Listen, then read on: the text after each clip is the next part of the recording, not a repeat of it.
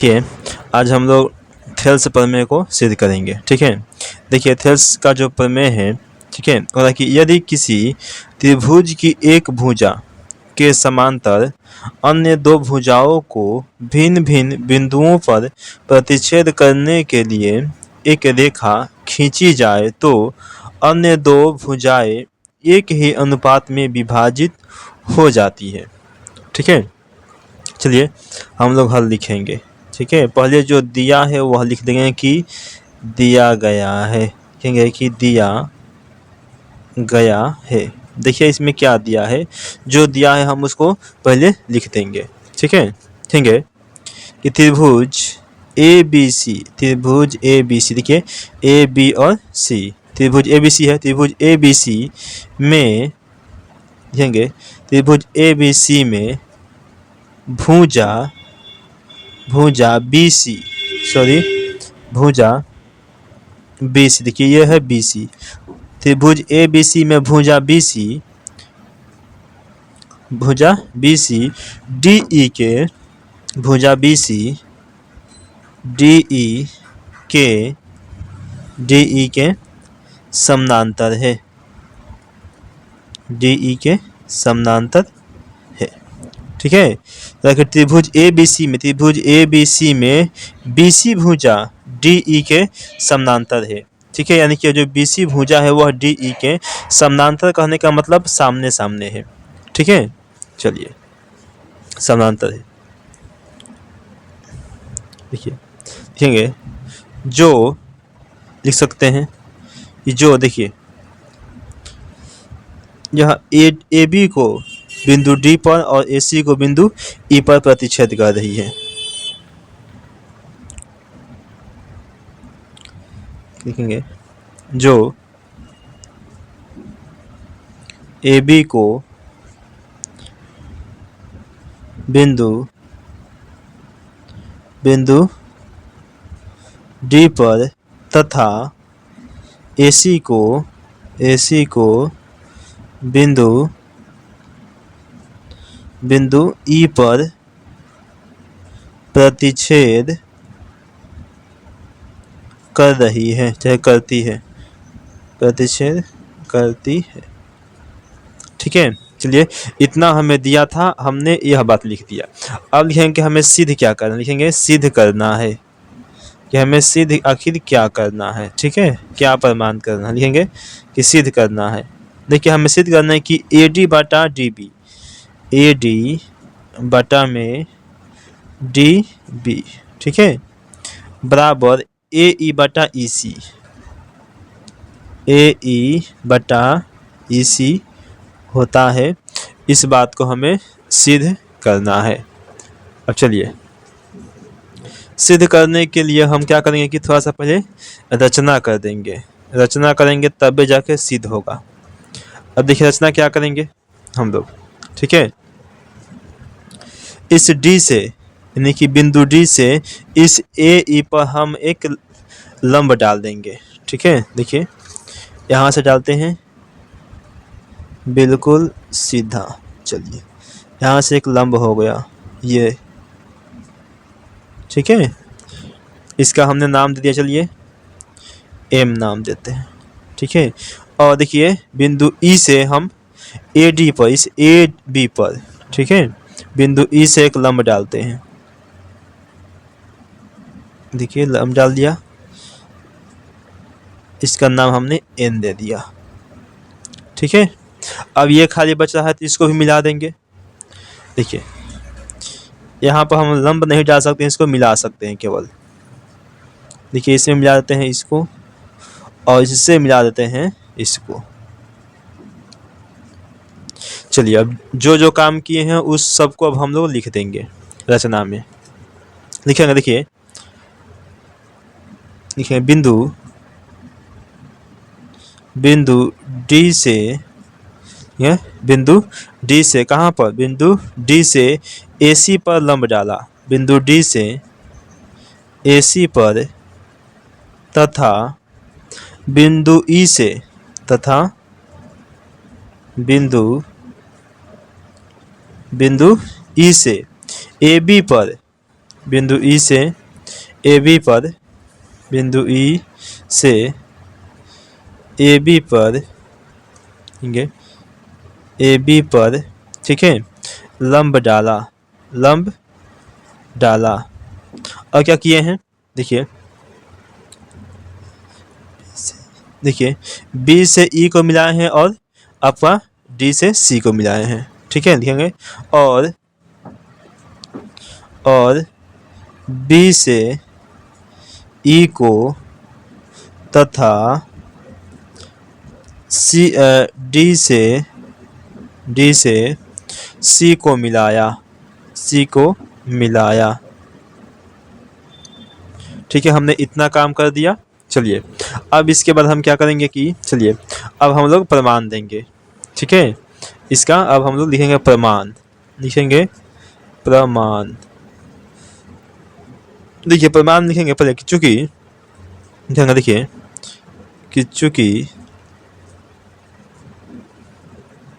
त्रिभुज का क्षेत्रफल बराबर होता है 1/2 गुने आधार गुने ऊंचाई। ये त्रिभुज का क्षेत्रफल होता है 1/2 गुने आधार गुने ऊंचाई, ठीक है। तो चलिए सबसे पहले हम कहाँ चलेंगे, देखिए इसमें कितना त्रिभुज दिया हुआ है हमको। पहले है हमें सिद्ध करना है ए डी को, तो ए डी और ई में लेंगे, ए डी और ई, ए डी ई, ठीक है, लिखेंगे त्रिभुज, लिखेंगे अतः, दिख रहा है ना जी, लिखेंगे अतः त्रिभुज ए डी ई का क्षेत्रफल, ए डी ई का क्षेत्रफल बटा, नीचे में क्या है देखिए डी बी, नीचे में क्या है डी बी, ठीक है। तो लेंगे आपका इधर है बी डी और ई, ये लेंगे हम लोग बी डी और ई, बी डी ई, ठीक है, ये त्रिभुज बटा में त्रिभुज बी डी ई का क्षेत्रफल। अब देखिए इसका सूत्र होता है 1/2 गुने में आधार। अब देखिए यह जो आपका ए डी ई त्रिभुज है, ए डी ई, यहाँ से देखिए ए डी और ई, ठीक है, इसका जो आधार है ये वाला आधार है, ठीक है, आधार का मान ए डी, ए से लेकर डी तक ए डी, लिखेंगे कि ए डी गुने ऊंचाई, ठीक है। अब देखिए इसका जो ऊंचाई है वो कितना होगा, ऊंचाई जो है वह कितना होगा, देखिए तो ये जो है इसका ऊंचाई है, इसको बाहर निकालेंगे, जैसे मान लीजिए इसे हम बाहर अगर निकालेंगे, देखिए ये त्रिभुज है आपका, ठीक है, आधार है और ये इसका ये वाला क्या है कि ऊंचाई है, ई से लेकर एन तक, ई एन इसका ऊंचाई है, लिखेंगे कि ई एन बट्टा में इसका भी होगा 1/2 गुने में बी डी ई, देखिए लिए हैं बी डी और ई, तो इसका आधार क्या होगा बी डी हो जाएगा, लिखेंगे देखिए डी बी चाहे बी डी, लिखेंगे कि डी बी, ठीक है, डी बी गुने, देखिए इसका भी जो ऊंचाई होगा, देखिए ये और ये दोनों बराबर है, तो इसका भी जो ऊंचाई होगा क्या होगा ई एन ही होगा, ठीक है, इसका भी ऊंचाई ई एन, 1/2 से कैंसिल, ई एन से ई एन कैंसिल, आपका आ गया देखिए ए डी बटा डी बी, इसे समीकरण हमने 1 मान लिया, ठीक है। चलिए इसके आगे चलते हैं, चलिए चलेंगे पुनः से, लिखेंगे पुनः त्रिभुज, यहाँ देखिए आपका है ए ई, तो इसमें से क्या आएगा आपका ए ई, तो ए ई और डी, लिखेंगे त्रिभुज ए ई डी, लिखेंगे त्रिभुज ए ई डी का क्षेत्रफल, त्रिभुज ए ई डी का क्षेत्रफल बटा में, उसके बाद है ई सी, है ई सी, लिखेंगे ई सी और डी, तो लिखेंगे त्रिभुज तथा ई सी और डी का क्षेत्रफल, त्रिभुज ई सी डी का क्षेत्रफल, इसका सूत्र होता है 1/2 आधार का मान कितना है। देखिए AED है ना, AED देखेंगे यहाँ पर कि A, E और D, तो इसका आधार क्या है कि आपका, देखिए इसका जो आधार है आपका AE है, ये वाला इसका आधार है। AED में इसका आधार A से लेके E तक, AE लिख देंगे कि AE गुने इसकी जो ऊंचाई है वो क्या है। देखिए इसकी जो ऊंचाई है वो D से लेके M तक, तो DM है, DM लिख देंगे, DM बटा में 1/2 हो जाएगा गुने। अब देखिए आगे है आपका त्रिभुज ECD, EC और D, ठीक है। तो इसमें जो आपका आधार हो जाएगा क्या हो जाएगा, EC, इसका आधार हो जाएगा आपका EC, ठीक है, देखेंगे EC, और इसका जो ऊंचाई है ये भी DM ही होगा, तो DM से DM कैंसिल, 1/2 से 2 कैंसिल। अब देखिए आपका आ गया ये AE बटा में EC किसके बराबर, त्रिभुज AED का क्षेत्रफल बटा में त्रिभुज ECD का क्षेत्रफल। इसे हमने समीकरण 2 माना, ठीक है। चलिए देखिए अब लिखेंगे इधर, ये देखिए एक त्रिभुज है आपका, त्रिभुज BD और E, ये वाला त्रिभुज, देखिए ये वाला इस प्रकार से है, थोड़ा सा आपको बना देते हैं बाहर में, ये है आपका BD और E। एक त्रिभुज ये है, ये वाला देखिए इस प्रकार से है, EC और D, EC और D, ठीक है, ये D है।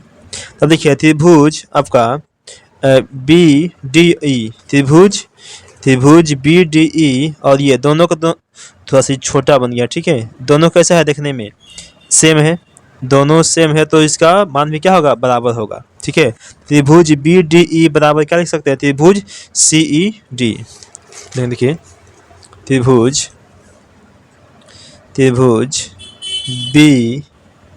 BDE का क्षेत्रफल बराबर त्रिभुज CED का क्षेत्रफल, ठीक है। यानी कि BDE का क्षेत्रफल जो है वो CED के क्षेत्रफल के बराबर है।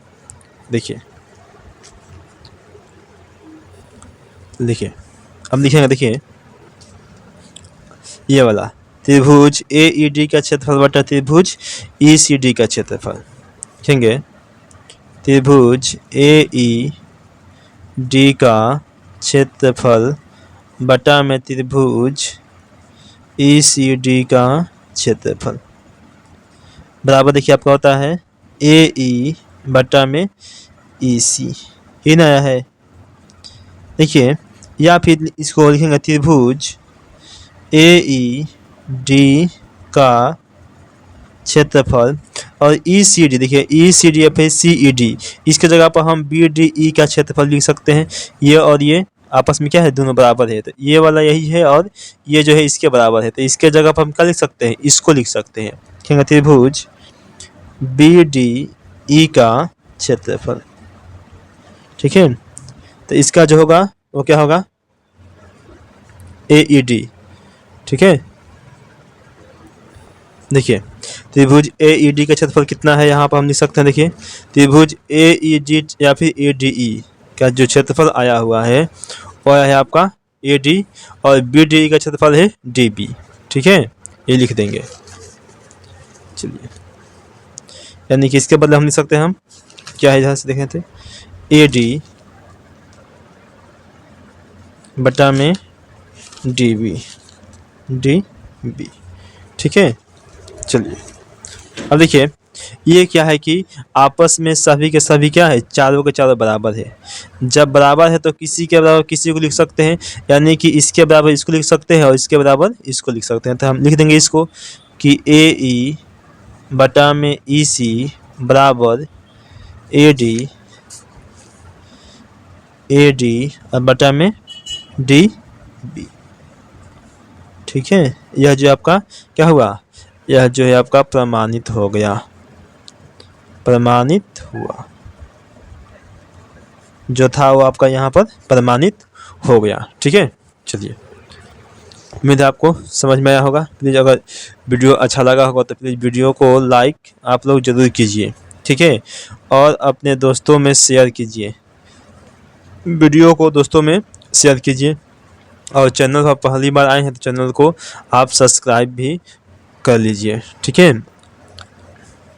अगर आपको किसी प्रकार का कोई हेल्प चाहिए या फिर कोई नोट्स चाहिए तो ये मेरा व्हाट्सअप नंबर है, आप इस पर मुझे कॉल या SMS कर सकते हैं। ठीक है, चलिए।